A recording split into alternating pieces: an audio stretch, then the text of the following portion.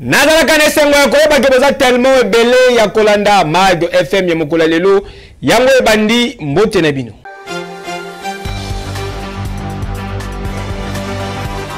Génocide congolais, chef de l'État, son excellence Félix Antoine Tshisekedi Tshilombo, Alansaki, ba travaux, ya table ronde, l'obéli qui retourne en image. Du M23 AFC. Je rappelle toutefois que notre combat pour la vérité et la justice est loin d'être achevé. À cet effet, j'annonce la mise en place imminente d'un groupe interdisciplinaire d'experts chargé d'évaluer de manière rigoureuse et systématique les préjudices subis et les pertes humaines liées aux crimes de masse, notamment ceux relevant spécifiquement du génocide perpétré sur le territoire de la République démocratique du Congo.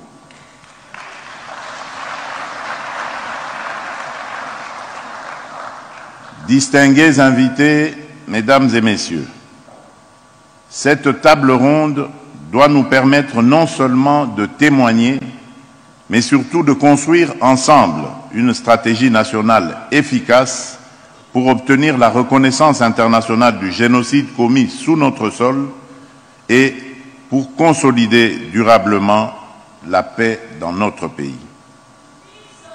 La République démocratique du Congo, fidèle aux engagements internationaux pris, notamment à travers la Convention sur le génocide et le statut de Rome, ne ménagera aucun effort pour que justice soit faite, pour que la dignité de nos victimes soit restaurée et pour que l'histoire vraie de notre pays soit enfin écrite par les Congolais eux-mêmes.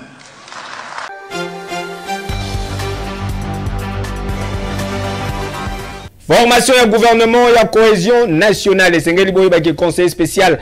Il y a chef de l'État en matière de sécurité. Azali pour poursuivre la consultation. Il y a des détails éléments. Vous le savez, effectivement, je suis gouverneur de la province du Haut-Katanga. Je suis président d'un parti politique qui est ARDEV et aussi président d'un groupement politique qui est ARDEV. Et en même temps, je suis aussi une personnalité membre du présidium de l'Union sacrée. Donc à ce titre-là, étant un politique, ayant un regroupement politique, j'ai été invité par le conseiller spécial aujourd'hui pour donner un point de vue sur la question de l'heure. La question de l'heure, c'est en rapport avec la guerre qui nous est imposée injustement par l'agresseur. Aujourd'hui, la République démocratique du Congo est en danger.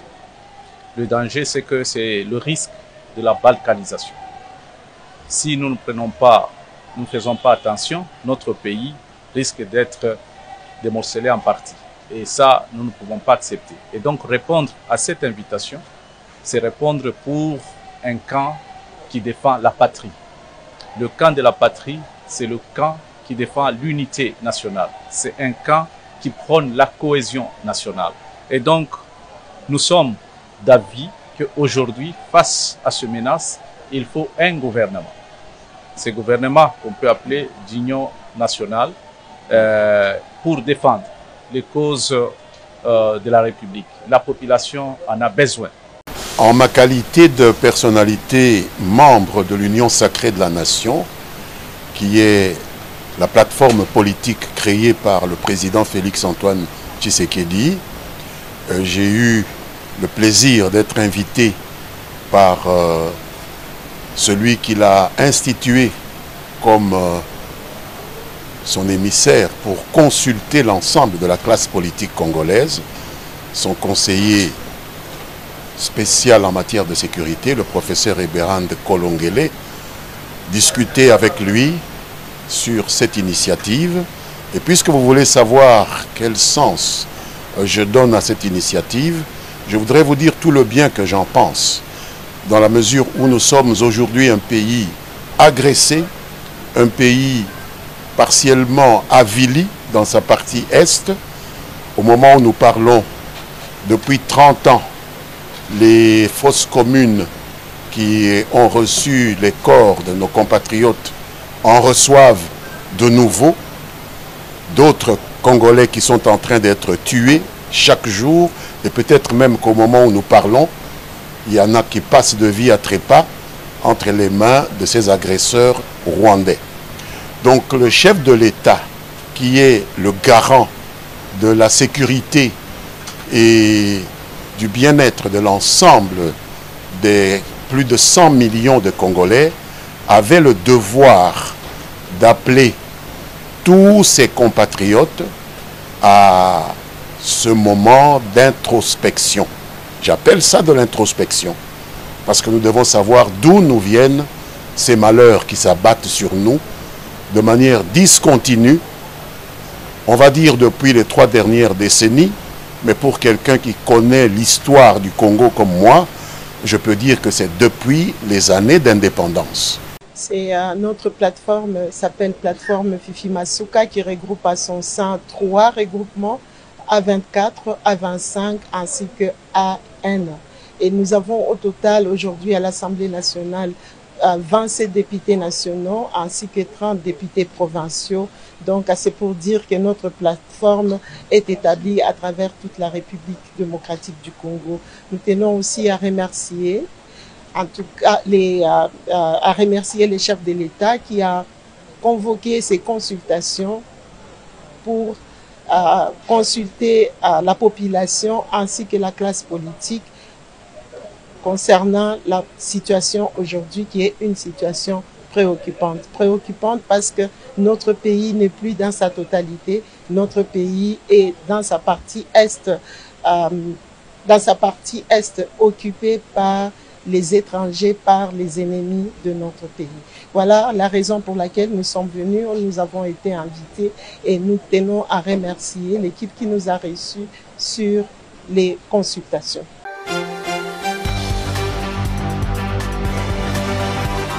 Ouverture ya session ordinaire ya mars salamaki lobeleki na province ya Haut-Katanga. Commentaire. Je déclare ouverte la session ordinaire de mars 2025. Cérémonie solennelle ya ouverture ya session ya mars 2025 na Assemblée provinciale ya Haut-Katanga et salamaki mokolo ya lundi 31 mars 2025 eleki na présence ya honorable député provinciaux ba autorité politico-administrative ya province pe batu ya ndenge na ndenge. Na discours na ye ya ouverture, honorable Kabwe Mwamba Michel, président ya Assemblée provinciale ya Haut-Katanga, a abordaki ba différents points essentiels, notamment liés na sécurité, économie, santé pe sociale. Na occasion, a rendaki vibrant hommage na président de la République, son excellence Félix Antoine Tshisekedi Tshilombo Fachi Beton, pour na effort consenti en faveur ya rétablissement ya kimia na ba zone occupée na armée rwandaise pe ba supplétif na ye AFC M23. Ainsi a exhortaki na population ya Haut-Katanga ba activer esprit moko ya patriotisme afin ya commettre terme na insécurité oyo ezali ko persister. Ayant foi que la victoire sera de notre côté dans la guerre nous imposée par les Rwandais et ses supplétifs, je demande à toute la population haut-katangaise à l'éveil patriotique pour que la paix soit effective.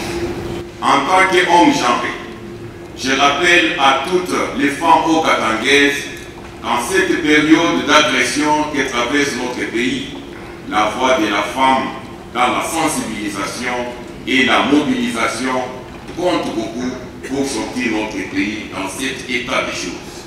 Par ailleurs, président de l'Assemblée provinciale ya Haut-Katanga a rappelé qui importance de la session ya mars Oyo et ezali essentiellement consacré na contrôle parlementaire. Ce contrôle ne doit pas être regardé comme un instrument de répression d'une institution par une autre, mais plutôt comme une faculté ou un gage de bonne gouvernance et de vitalité démocratique. C'est pour cette fin que le législateur a prévu certains instruments pour nous permettre de remplir correctement cette mission. C'est notamment les questions orales et écrites avec ou sans débat, les interpellations et les auditions par les commissions. Après 3 mois, il y a des vacances parlementaires. Les députés provinciaux vont reprendre Moussala Nabango avec détermination, marquant ainsi début de la session Moko. Il y a danger majeur pour la province ya Okatanga, République démocratique du Congo, Mobimba. Yo.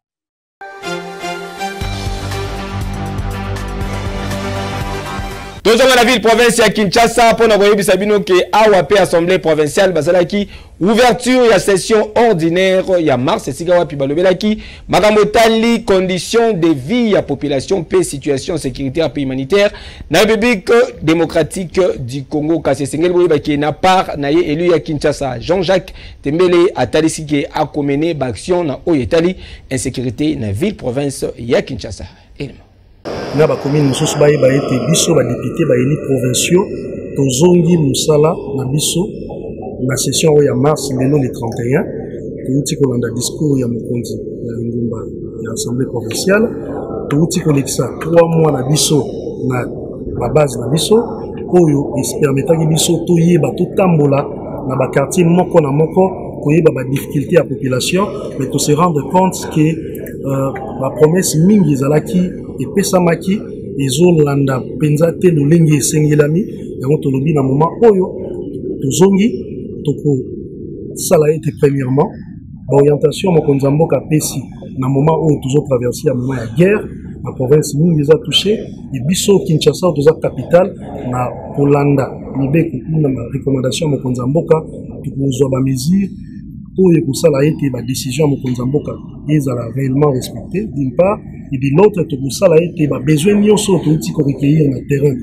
na babase na biso ezala traité notamment kointerpeller kobengisa baministre sectoriel oyo bazogérer basecteur neti ya sécurité basecteur ya transport secteur ya finance baya koexplike biso pendant premier trimestre oyo lolenge nini bagérer bapromesse oyo bapesaki biso ya budget ya ville ya Kinshasa bayaki epa na biso na session budgétaire koloba na biso ete na 2025 tokomobiliser barecette autant et tokoexécuter badepense barecette wana na badepense ya lolenge boye infrastructure tokosala boye sécurité tokosala boye côté transport tokosala boye mais premier trimestre eleki déjà oyo ezokozala comparé pratiquement na 100 jours et toyebi ete gestion malamu tokoyeba yango na 100 jours oyo eleki déjà tokobengisa bango tokoyeba ndenge nini oyo basali mosala et tokozwa bamesure na niveau ya assemblée pour que tozwa barecommandation ekosenga. En ce qui concerne l'embouteillage, oui,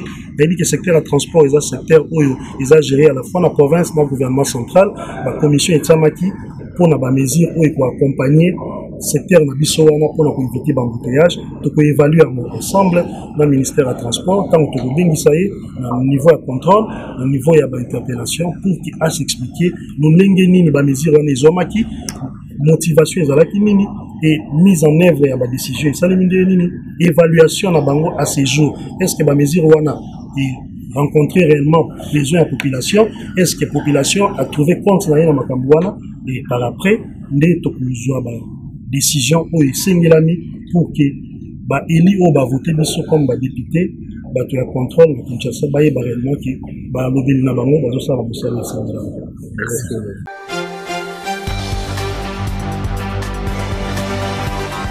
Na UDPS Tshisekedi baklotiraki mois de la femme lobby eleki na attitude moko ya prière pe ya sensibilisation ba détail. Alléluia.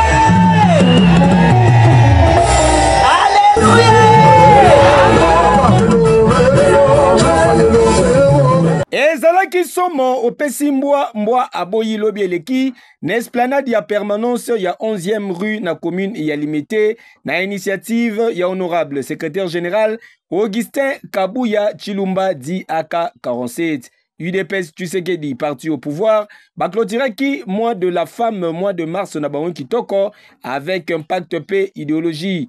Parmi les invités des marques en activité Oyo, Tomonaki, premier ministre chef du gouvernement, son excellence Judith Suminwa Tuluka, pe ministre ya ESU, Bango Nyonso, ba membre ya UDPS.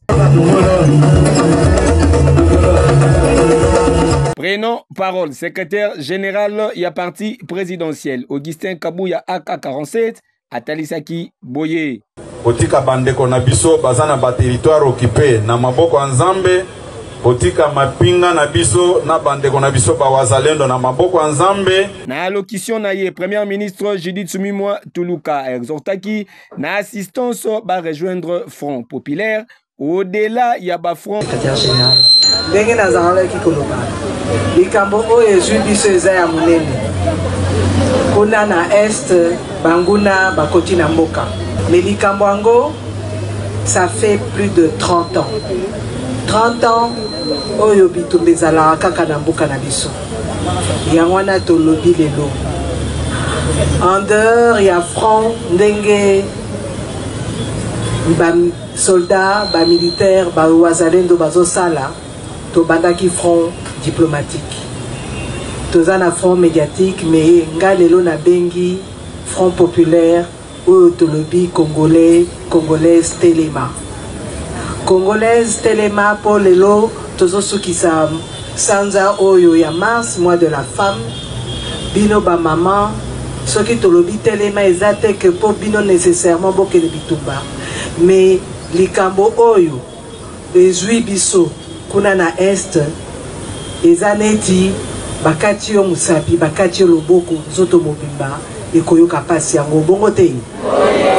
Alors ceux qui biso nyonso tozoyoka pasi il faut totelema po toboya likambo yango mutu nyonso tu oyo ayoki congolais azoloba likambo mboka na ye ayeba que congolais alingi congolaise alingi RDC ezalabo encore tolingi intégrité souveraineté ya République démocratique du Congo poeza mboka oyo nzamba pesa biso mboka oyo bakolo batikela biso. Alors tokoki kondima te que lelo banguna baya baluka kozwa ata eteni tokoki kondimango te. Gouvernement na mokonzi ya mboka président de la République Félix Antoine Tshisekedi chef de l'État a bazo sala musala basoda bawazalendo bazo sala musala na bango na gouvernement pena mama na biso Thérèse Kakamba ye bazo sala musala na diplomatie na baninga mususu mais bino ba mama botele babayoka mungongo na bino oyo ayoki ke congolaise azoloba ayoka ke congolaise alobi non non à la partition de notre pays. Tolingi RDC etikala obele moko ndenge bakoko na biso ndenge nzambe apesela biso yango. Yango wana lelo tosangani awa po tosambela po toyebi ke nzambe mtapesaki biso mokili yango. Alors nzambe nde na mabondeli na biso akosala etikala kaka obele bongo. Il tient de noter que l'activité Oyo est agrémentée na pasteur Mike Kalambayi et José Ndita en compagnie de l'orchestre respectif na bango. Yo.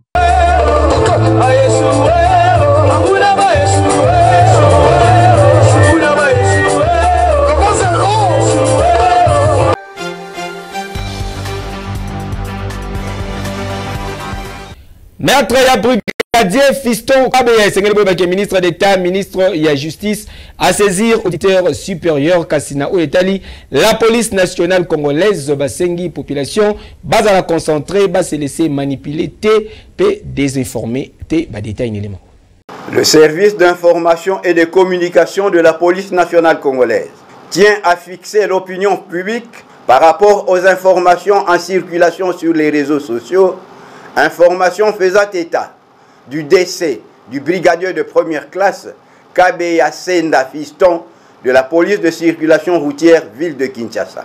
Les circonstances de la mort n'étant pas encore élucidées, la police nationale congolaise appelle la population à ne pas céder à la manipulation et à la désinformation. Car la justice militaire est déjà saisie de ce dossier et les enquêtes sont en cours pour identifier et appréhender les auteurs de cet acte odieux pour qu'ils puissent répondre de leurs actes. Par ailleurs, la hiérarchie de la police nationale congolaise présente ses condoléances les plus attristées à toute la communauté policière en général et à la famille du policier défunt en particulier.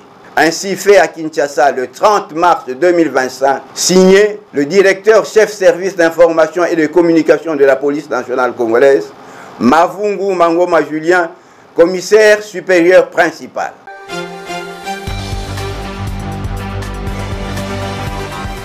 Afriland First Bank CD ba elibino application na bango oyo bazali kobenga eFirst.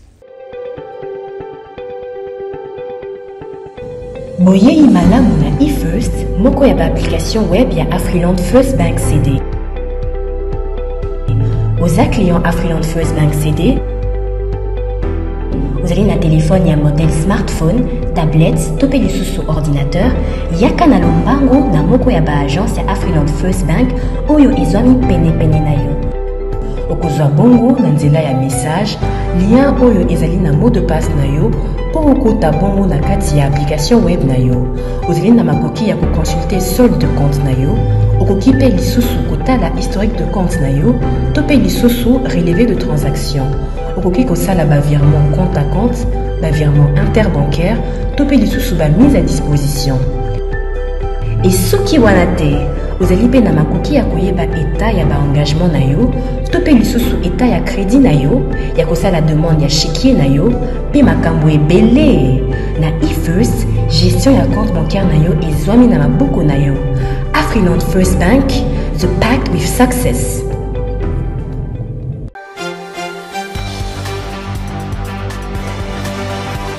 Mwana mboka Ziko Mukanga azali wana apesi opportunité lelo oko makolo lupango. Ça plaisir papa pour la ébike en tout cas la commune le vraiment président Ziko Mukanga Makila Lumumba le Congolais azali ko accompagner au mieux vision ya chef de l'état Félix Tshisekedi Tshilombo noko abegisi yo kinwa yo Congolais na bureau national ya NPTMC pona koko makolo lopango na $1,500 ya pamba ozwi lopango na yo ya 20 sur 20 na quartier Mukanga 1 na commune Sele to na quartier Mukanga 2 na Menkau na commune ya Maluku grâce ya opération Komakolo lopango sur place okokuta badebo ya ciment badebo ya babarre de fer badebo ya mabaya ezala pe ba forage ya minene ba groupe électrogène nyonso ezali wana sur place pona kosalisa bino botonga bandako na bino noke na facilité. Tala paysage oyo kitoko oyo okozwa yango kaka na quartier Mukanga 2 lokola na Ottawa kuna na Canada. Ebongo opération comme patron moto ya deux pneus na $1,300 ya pamba avant ezali ya $400 ya pamba moto ya 3 pneus $4,500 ya pamba avance ya $2,000 le reste futa yengo malembe na délai ya 4 mois mobimba. Okoki pe kozwa bus Mercedes Force ya mokwake na $30,000 ya pamba avance ezali nango ya $10,000 ya pamba le reste okofuta malembe pendant 10 mois mobimba. Nyonso oyo ezali grâce ya Ziko Mukanga Makila ya Lumumba Kolo Congo noko pona ko améliorer social ya population congolaise. Ziko Mukanga asaleli bino 300 hectares ya bilanga pe maziba ebele ya bambisi oyo kosala ke lobby congolais aliangolo siko na facilité. Tala adresse ici yebana avenue Victoire numéro 42 deuxième niveau ya galerie Efra na quartier Kauka na commune ya Kalamu oza mobimba. Référence Are Mabaya okobunga te ozwi lopango na yo ozwi moto na yo okomi patron.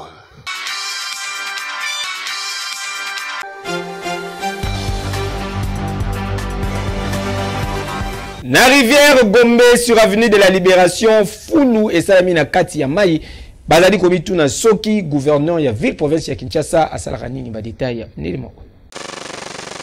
Oyo bozali komona awa ezali lié ya décharge publique te kasi ezali nde bosoto evandi likolo ya mai awa mutakoki kotambola na ye à l'aise akatisi pe na ngambu lokola azoleka kaka na mabele. Tozali awa na avenue de la Libération ex 24 novembre, plus précisément na rivière Gombe na ngambu ya commune ya Lingwala. Ndenge kaka bozali komona boye salite evandi likolo ya mayi, ba bidon epai, matiti epai, ba pneu, be pave ya ba congélateur, ba mbwa bakufa likolo nango, bakisa lisusu ba câble ya SNEL pe ba tiyo ya régie des eaux. Soki pe opusani kuna na musika oko remarquer ke mapangu nyonso ba bimisa ba tiyo na bango ya ba faux septique ya ba toilette awa na kati ya mai oyo. Bokondima te solo moko koma kobima awa na salite ya boye, et pourtant ezali nzela bakondi balekaka awa tongo pokwa na 24 okoyoka kaka wa ba cortège ezali koleka kasi bamona salite oyo te yango population emituni yoka communication. Bon, par rapport à bosoto na wolobela ke esalaka passe. Donc on a deux volets.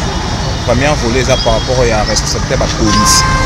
La police va aider la population pour que ça va aider la population. De la place pour localiser la saleté où on a place à boire.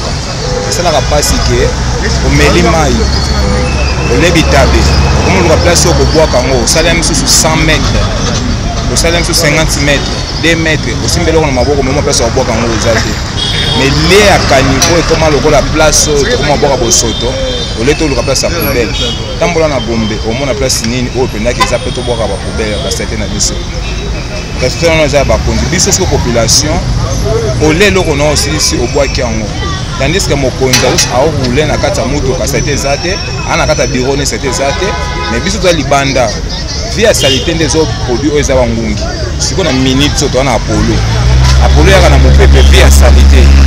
C'est que Apollo est un peu comme ça Sony, so mon mutazo Apollo pourquoi mutabomba naka. Pourquoi mutabomba naka ke na Apollo azoni ngatu ba ba kwa ebike zelo ko maladi moko mutazo bomba na Apollo te ça veut dire zelo ko mo Sony. Donc via salité des produits ça Apollo to sungana ba konzi ba pesa biso instruction. Na pesa tant tozaki na maladi o to bengi yango corona. To mona kita ba konzi que mutu ça ta cash ne to mona ça ta cash ne. Mais pourquoi les lots c'est le mutu akobwaka eloko na nzela bakokanga ye ekozala mpe normal tokobwaka su biloko na nzela te mais batia so nde bapoubele. Bon mai oyo tanki bacongolais tozoloba fo kaka basenire ndenge ezalaka na ndako okokombola ombaka moko te donc ntongo pokwa ozokombola ndako donc mboka Congo eza mboka na biso tokokombolaka yango tokosoignaka yango à tout moment.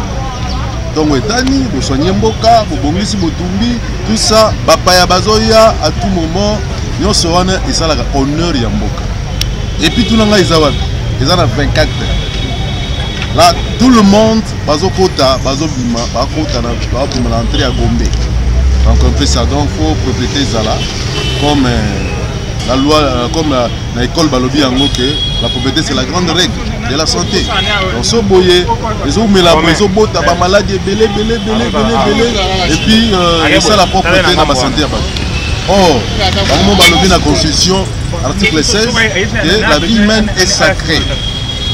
Tolingi vie na biso bato ezala sacré na nyonso na biloko tozolia esika tovandi esika tolali donc un peu ça. Donc la propriété c'est la grande règle de la santé. Boye toumeli nango toumeli tolembi faut pas changer ata ba saigner nango et puis ceux qui ba saigner ba longola nango rapidement pour bangungi insectes belé ba yaka na ba malade na kati ya bosoto wana et ça propreté esika ba bazo vanda esika bosoto ko c'est pas bien vraiment pas bon ça. Papa gouverneur ya ville province ya Kinshasa oyo elekanaka awa oyebi yango te potangu mususu tomonaka ba réunion na ba bourgmestre nyonso ya ville ya Kinshasa bayaka kobetela yo masolo nini population emituni ata salongo ya pamba esala makati. Jekoko azwaki intérim ya ville ya Kinshasa kaka quelques jours awa tomonaki ba fulu elongwaki neti na bokasa na commerce to pe na wileri ya boye toloba te kokamo